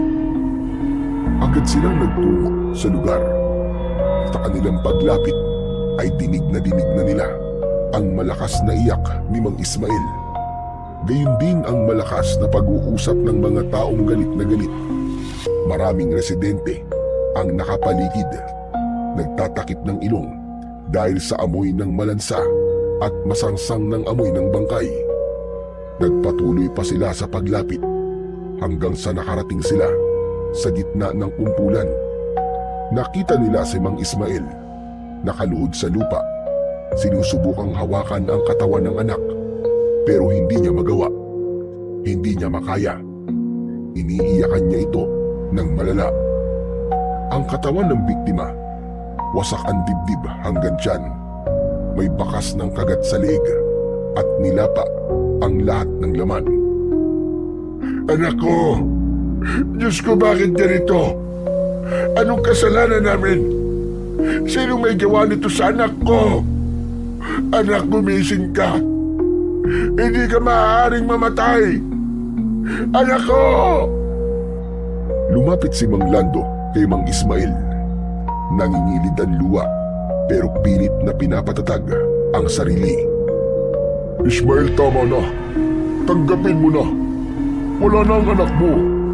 Kailangan natin siya mailibing ng maayos bago pa tuluyang tumahimik ka. Hindi ko kailangan ng awa nyo. Sinong may gawa nito? Sino? Magbabayad kayo. Mga demonyo! Naiiyak na rin si Muymoy habang pinagmamasdan ang kawawang si Mang Ismael. Patuloy itong humagulgol at sa gitna ng kanyang paghihinagpis ay dumiretso ito ng tingin kay Ninong Ray. Ikaw, hindi ba talbularyo ka? Bakit nananahimik ka, ha? Po, anong sinasabi mo, Mang Ismael? Sus, magmaangan ka pa. Akala mo ba ay di ko alam na albularyo ka? Dati, ikaw ang kalang kamay ng matandang si Lucio. Ikaw ang nagmana sa kanya. Pero bakit ganito? Hinahayaan mo lang na mangyari ang bagay na to. Bakit hindi ka kumikilos? Bakit hindi ka nakikialam? Sandali lang po, Mang Ismael. Huwag po kayong magalit sa akin. Mali naman po na sabihin nyo na wala akong ginagawa. Halos gabi-gabi po akong kasama ni Mang Lando sa pagbabantay. At yun lang ang kaya mong gawin. Hindi mo alam kung paano siya napipigilan. Wala kang kwenta. Naging albularyo ka pa. Wala ka naman palang kayang gawin. Mang Ismael, tama na po. Huwag niyo pong pagsalitaan ng ganyan ng ninong ko. Isa ka pa. Akala ko ba'y nawawala ka? Bakit nandito ka na? Magsabi ka sa akin ng totoo, Moymoy. Hindi ba't ikaw ang mahilig gumala sa parte ng gubat na to? Umamin ka. May kinalaman ka ba sa mga nangyayari dito sa baryo? Biglang napayuko si Moymoy. Hindi makapagsalita. Naramdaman ang mainit na titig ng lahat ng tao na nakapaligid. Ang lahat ng atensyon ay napunta sa kanya. Sabihin mo sa amin ngayon, Moymoy, nasaan ka nung may nangyaring masama dito sa baryo? Sandali lang. Bakit ganyan ang tanong niyo sa bata? Nawala siya dahil nabiyag din siya ng mga aswang. Swerte lang at nakaligtas. Manahimik ka muna, hindi ka rin tinatanong ko. Ngayon mag-uusap tayo ng malinaw. Paano kung isa dito sa baryo ang aswang na pumapatay? Paano kung isa sa atin ang pumatay sa anak ko? Kaya sagutin mo ko, Moymoy. Ano ba talaga ang totoo? Wala po akong kasalanan. Hindi po ako aswang. At hindi po ako ang pumatay sa anak niyo, Mang Ismael. Talaga ba? Kung ganun, bakit nun palagi ka namamasyal ng walang takot sa gubat at sa kung saan-saan? Saka sa lahat ng mga bata dito sa baryo, ikaw lang ang hindi nakikihalubilo. Palagi kang mag-isa, palagi kang gumagala kung saan-saan, tapos bigla kang nawawala at darating na parang wala lang. Mga kasama, hindi ba't kayo nahinala ang batang ito? Ismael, huminahon ka. Huwag mo naman pag-isipan na masama yung bata. Narinig ni Moymoy ang mga bulungan ng mga tao sa paligid. Bagamat pabulong, malinaw sa kanyang pandinig ang bawat salitang binibitiwan nila. May isang residente ang nagsabi na tama si Mang Ismael dahil palaging nawawala si Moymoy. Nagsimula ng mag-ingay ang mga tao. May mga nagsabi na kailangang palayasin kung talagang siya ang may kasalanan. Napatingin si Ninong Ray kay Moymoy. Kita rin ang takot sa mga mata niya. Nag-alala siya sa maaaring gawin ng mga tao sa kanyang pamangkin. Kaya naman tumayo siya sa harap ng lahat at tinaasan ang kanyang boses. Tama na! Tama na! Natatakot na ang bata sa mga ginagawa at sinasabi niyo. Huwag kayong basta-basta ng bibintang, lalo na kung wala naman kayong ebidensya. Lahat naman tayo dito nasasaktan na. Lahat tayo natatakot. Pero hindi ibig sabihin nun na pwede na tayo magturo ng kahit na sino. Paano kung inosente siya? Si Moymoy, hindi siya isang aswang. Matagal ko na siyang kasama. Ako nag-aalaga sa kanya. Kaya alam ko ang totoo. Humina saglit ang ingay ng mga tao, pero may ilang pa ring hindi kumbinsido. Mga kababaryo, tama si Ray. Huwag naman ganyan. Ako mismo bilang kapitbahay nila, alam ko na inosente itong bata. Oo, hindi siya mahilig makihilubilo sa iba. Pero mabait at magalang na bata ito. Kung siya man ay aswang, edi sana malalaman ko. Halos magkadikit lang naman ang bahay namin eh. Saka kami sana ang unang madadali niya, pero hindi. Kaya alam kong inosente siya. Makinig kayong lahat mga kababaryo. Hindi si Moymoy ang dapat niyong kamuhian. Ang tunay na kalaban ay naroon lang sa lungga niya at naghihintay ng sunod niyang biktima. Kung ipagpapatuloy niyo ang pagbibintang niyo sa sarili niyong kababaryo, mas lalo lang kayo madadala sa takot. At habang nag-aaway-aaway tayo dito, sila, yung mga hayop na aswang na yun, pinagtatawanan tayo. Dahil kung kailan kailangan nating magkaisa, ay saka pa tayo nagkawatak-watak. Natahimik ang karamihan, maski si Mang Ismael ay walang nagawa, kundi ang humikbi at muling humagulgol ng iyak. Ngunit si Moymoy, ramdam pa rin ang ilang mga matang nakatitig sa kanya. Hindi tayo pwedeng maging ganito na lang palagi. Kailangan natin pagbutihin pa ang pagbabantay. Kailangan natin magkaisa. Kailangan natin tulungan ang mga sarili natin para malagpasan ang dilubyong ito. Marami ang tumango sa sinabing yun ni Mang Lando. Ilang sandali pa nang dumating na ang mag-aayos ng bangkay, ay unti-unti na ring nagsiuwian ang mga tao sa kani-kanilang mga bahay. Kanya-kanya sila ng kumpuni. Inayos ang mga pintuang sira, nagpukpok ng ilang sarado at tali sa kanilang mga pintuan at bintana. Ang iba naman ay naglagay ng mga bawang sa mga bintana at nagsaboy ng asin sa itaas ng bubong. Takot na takot ang lahat. Pagdating ng alas 5 ng hapon, ay wala nang lumabas ng kanilang mga bahay. Lahat ay sarado na, maski ang mga tindahan. Tahimik na rin ang buong baryo. Samantala, sa loob ng bahay ay abala sina Ninong Ray at Moymoy. Naghahanda sila sa pagsama nila sa ronda. Tahimik nilang inaayos ang kanilang mga gamit. Pinupunasan nila ang kanilang mga sibat. Maya-maya pa ay biglang natigilan si Moymoy. Medyo inabante nito ang kanyang tenga at nakakunot noo. Tila may inaaninag na tunog mula sa malayo. Nang hindi makontento, ay lumapit siya sa bintana at pinakinggang mabuti ang kakaibang tunog. Nakarinig siya ng alingaw-ngaw ng malakas na alulong ng mga aso, pero kakaiba ang tunog. Agad na nanindig ang kanyang balahibo. Ibinukas niya ng konti ang bintana at sumilip doon. Sa di kalayuan ay may napansin siyang anino na dumaan sa gilid ng gubat na natatanaw mula sa kanilang bahay. Mabilis ang galaw nito, pero dahil sa kapangyarihan na hawak niyang kristal na mata, malinaw niyang nakita kung ano yun. Isang aswang. Kahit mabilis ang kilos nito, animoy naging mabagal na pagong ang pagtakbo nito sa paningin ni Moymoy. Ninong, may aswang! Nakita ko! Galing po siya sa gubat! Pagkasabi pa lang nito, ay nakarinig na sila ng kaluskos mula sa bakuran. Nang muling sumilip si Moymoy, ay nakita niya ang paglitaw ng isang nilalang. Mahaba ang katawan nito, may pakpak na malapad, may mahabang dila at kulay pulang mga mata. Nakatitig ito kay Moymoy na nakasilip.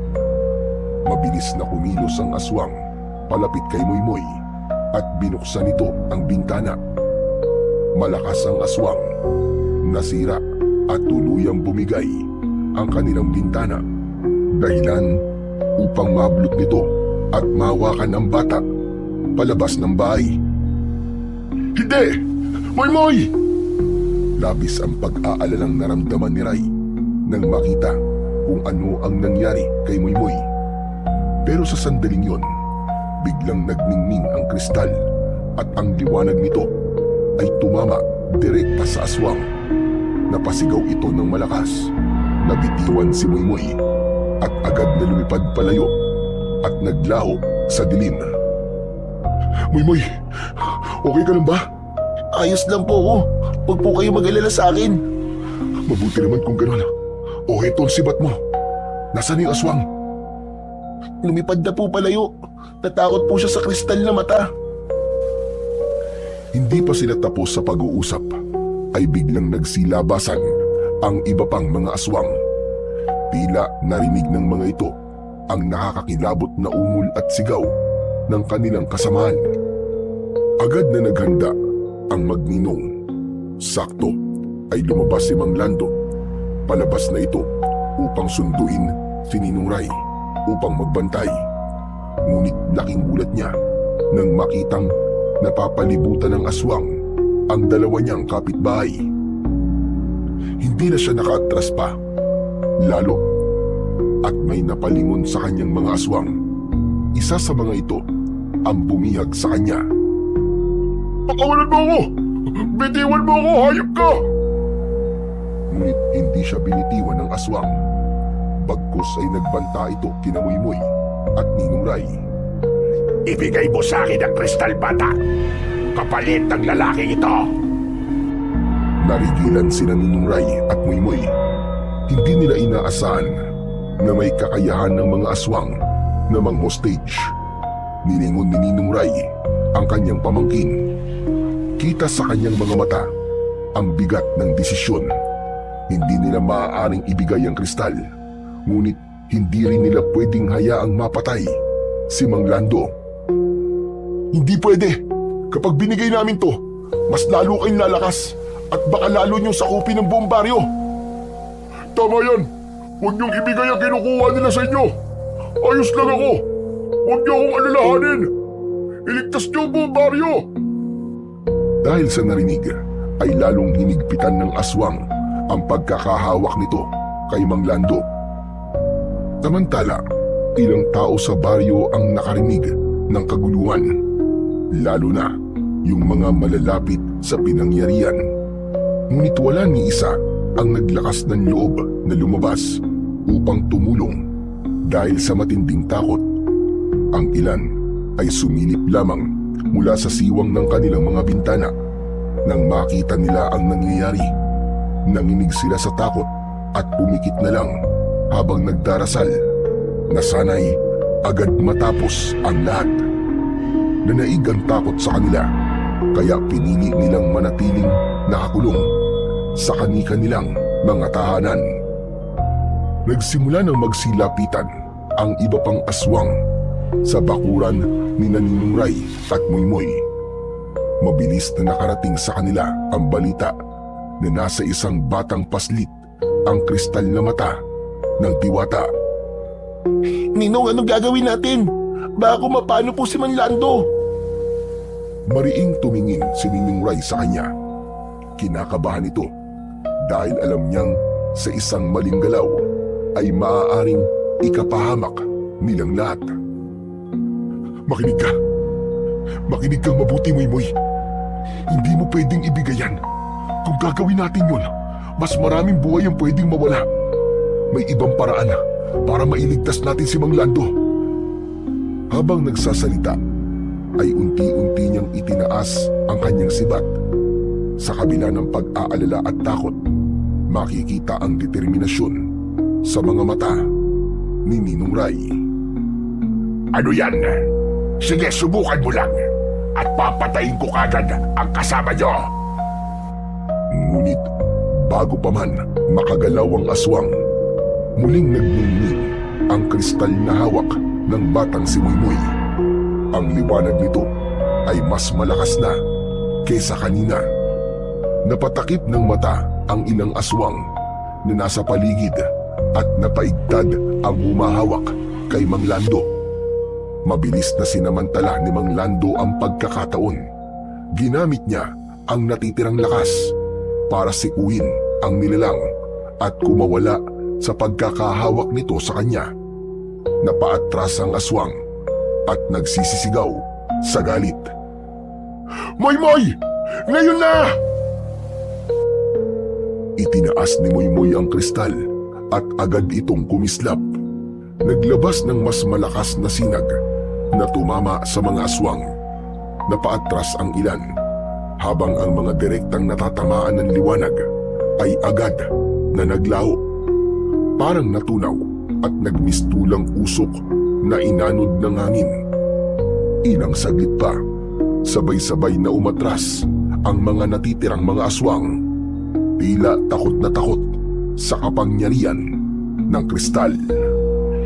Hindi pa tayo tapos. Babalik kami. At sa susunod, wala nang makakaligtas sa inyo. Mamamatay na kayong lahat. Isa-isang umatras ang mga aswang pabalik sa gubat. Naku, maraming salamat sa inyong dalawa. Salamat. Kung hindi dahil sa inyo, baka patay na ako ngayon. Wala po yun, Manlando. Magkakapit-bahay po tayo. Kaya kailangan nating magtulungan laban sa mga aswang. O paano? Ano na ang plano nyo ngayon? Susundan namin ang mga aswang. Kailangan nilang pagbayaran ang mga ginawa nila sa ating baryo. Sa lahat ng pagpatay nila. Kung ganun ay sasama ako. Kasanggan nyo ako sa laban na to. Bago sila umalis, ay napansin nilang nagbukas ng kanilang mga bahay ang kanilang mga kapitbahay. May mga lumabas, bit-bit ang kanilang mga sandata, mga itak, mahahabang punyal, sibat at mga pana. Nilapitan nila ang tatlo. Nagsisisi sila na di lumabas kagad dahil sa takot. Ngunit nang masaksihan nila ang kabayanihan ni Ninong Ray at Moymoy, ay nagising ang kanilang mga loob. Humingi sila ng tawad at sinabi na handa na silang makiisa. Tara na po! Tumakas na po ang mga aswang! Baka hindi na po natin sila maabutan! Agad na naglakad ang mga tao papunta sa gubat. Ngunit nang mapansin ni Moymoy na papalayo na ang mga ito, kaagad niyang tinawag ang kanyang kaibigang Tikbalang. Dumating naman ito kagad. Kinalabit niya ang kanyang Ninong Ray at nagulat ito nang makita ang Tikbalang. Nakangiti ito sa kanya at bumati. Subalit kailangan nilang magmadali. Agad na sumakay si Moymoy sa katawan ng Tikbalang at sa isang pisap mata, biglang nawala sa paningin ng lahat ang bata. Agad na nakalayo ang dalawa. Halos hindi na naaaninag ni Ray kung gaano kabilis ang pagtakbo ng Tikbalang. Hindi nagtagal, naamoy na ni Moymoy ang masangsang na halimuyak ng dugo at laman ng aswang. Sa dulo ng kagubatan, tanaw nila ang mga aswang na tumatakbo. Nagmamadali ang mga yon na makalayo, ngunit hindi sila nakatakas. Sa isang iglap, humarang sila sa daraanan ng mga aswang. Nagulat ang mga aswang, ngunit hindi sila nagpasindak kay Moymoy. Handa din silang labanan ito, maski may hawak itong isang malakas na kapangyarihan. Unang sumugod ang isang aswang. Mabilis na lumipad patungo sa bata.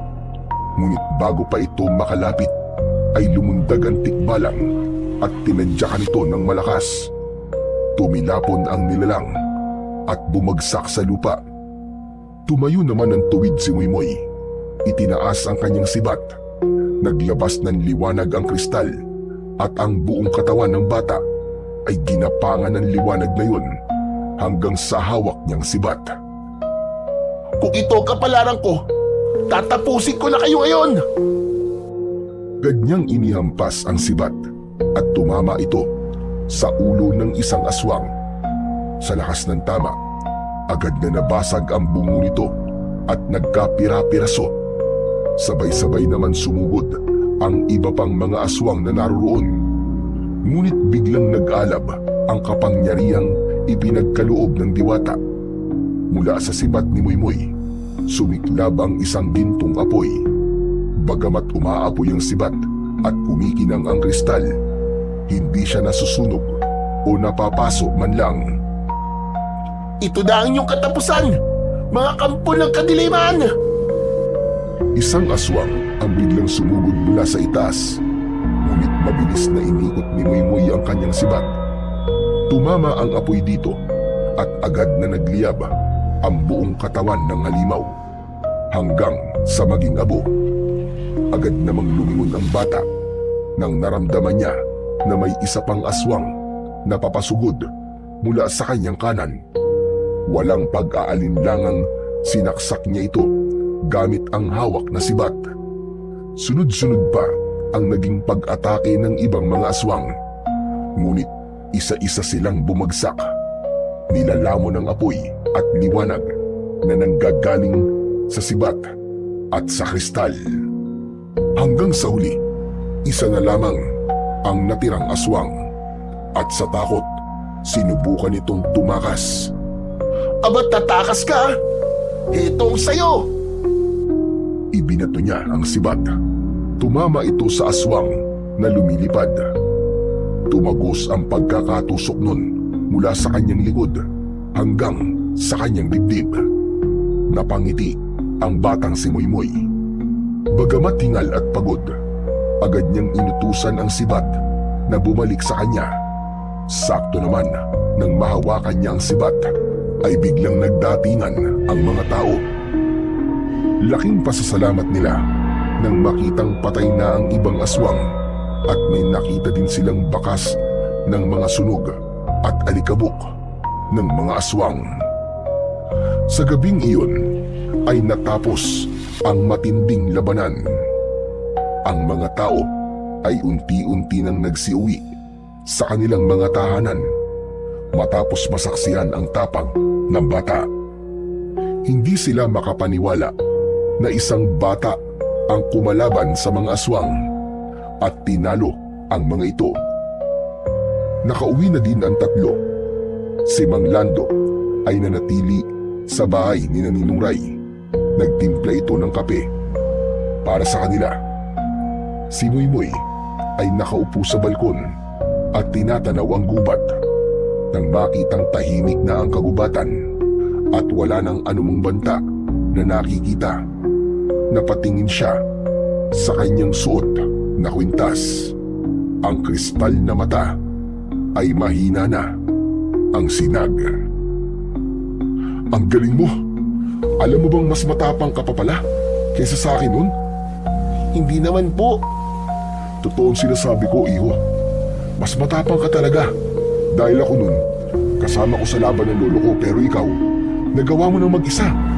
Natalo mo silang lahat ng mag-isa. Nagawa mo ang tungkulin ng napakahusay. Napangiti si Moymoy sa sinabi ng kanyang tito Ninong. Wala siyang masabi sa papuri sa kanya. Masaya siya sa kanyang naririnig. Maya-maya pa ay lumapit na si Mang Lando. May dala itong 3 tasa na may lamang kape at gatas naman ang para kay Moymoy. Salamat sa iyo, Moymoy, ha? Salamat sa inyong dalawa. Kung hindi dahil sa inyo, sigurado akong di titigil ang mga aswang na yun na manamantala dito sa baryo natin. Akalain nyo, napakadami pala nilang aswang. Kaya nga po eh, pero wag po kayong mag-alala. Magiging tahimik na po ngayon ang baryo natin dahil wala na po ang mga aswang. Kaya nga, at dahil sa iyo yun, at dahil sa inyo, manunumbalik na ang kapayapaan at katahimikan dito sa ating baryo. Tahimik silang uminom ng kape. Napangiti si Mang Lando. Buti na lang at natapos din ang bangungot na ito. Sa wakas, makakainom na ulit tayo ng kape na walang kaba sa dibdib. Oo nga, kahit mapait ang kape, matamis pa rin ang pakiramdam dahil alam nating ligtasan lahat. Si Moymoy naman ay masayang nakatingin sa kanilang dalawa. Para sa kanya, simple lang ang sandaling yun. Pero napakahalaga. Samantala, makalipas ang ilang araw, habang siya ay nag-iisa sa bahay, ay naisipan niyang dalawin sa may talon ang kanyang mga kaibigan. Pagdating pa lang niya doon, ay nagpakita na sa kanya ang diwata, ang kapre, diwende, at ang tikbalang. Moy, tapos na ang tungkulin ng kristal na mata sa'yo. Panahon na para ito ay ibalik. Tumahimik si Moymoy. Hindi niya alam kung matutuwa siya o malulungkot. Ang kapangyarihang yun kasi, kapag nawala sa kanya, alam niyang pati ang mga kaibigan niya ay hindi na niya makikita. Katulad ng kanyang ninong Ray, ala-ala na lang ang matitira sa kanya. Ngunit naiintindihan niya ang sinabi ng diwata at kailangan niya yung gawin. Ito na po ang kristal. Mahal na diwatang luwalhati. Maraming salamat po. Dahan-dahan niyang inabot ang kristal na mata sa diwata. At nang mahawakan ito ng diwata, bigla itong nagningning bago tuluyang naglaho na parang usok. Ilang saglit pa, marahang inalis ng diwata ang piring sa kanyang bulag na mata. Napanganga si Moymoy nang makita yun. Hindi siya makapaniwala na ang simpleng pagbabalik ng kristal ay nagdulot ng ganung himala. Mahal na diwata, napakaganda po ng inyong mata. Napakaganda po ninyo. Ngumiti ang diwata kay Moymoy. Marahan na inaplos ang buhok ng bata. Dahil sa kabutihan ng puso mo at sa sinabi mong yan, gagantimpalahan kita. Mananatili sa iyo ang inahan sa aking kapangyarihan, lalo na ang kakayahang magpagaling sa mga taong nais mong tulungan. Talaga po? Naku, maraming salamat po, mahal na diwatang luwalhati.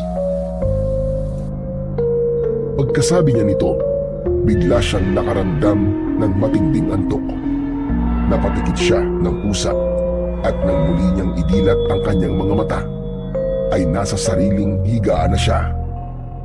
Pagkapa niya ng kanyang leg, ay wala na sa kanya ang kanyang kwintas.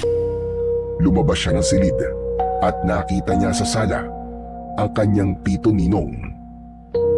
Oh, mabuti naman at nakauwi ka na. Saan ka na naman ba galing, bata ka? Ay, pasensya na po Ninong. Last na po yun. Naisoli ko na po ang mata ng diwata. Agad na naunawaan ni Ninong Ray ang sinabi ng bata. Tahimik na ngumiti si Moymoy at agad na sinabi sa kanyang ninong ang gantimpalang kanyang natanggap mula sa diwata. Ang kapangyarihang makapagpagaling ng karamdaman. Dahil sa sinabing yun ng bata, ay nagsimula silang dalawa ng kanyang ninong Ray na tumanggap ng mga nagkakasakit na kababaryo. At totoo ngang sa pagtutulungan nila, nagagawa nilang pagalingin ang mga taong may sakit. Lumipas ang maraming taon, naging binata na si Moymoy. At sa loob ng maraming taong lumipas, silang dalawa ng kanyang ninong Ray ay naging tanyag at nakilala bilang mga magagaling na albularyo, hindi lang sa kanilang lugar, kundi maging sa buong probinsya.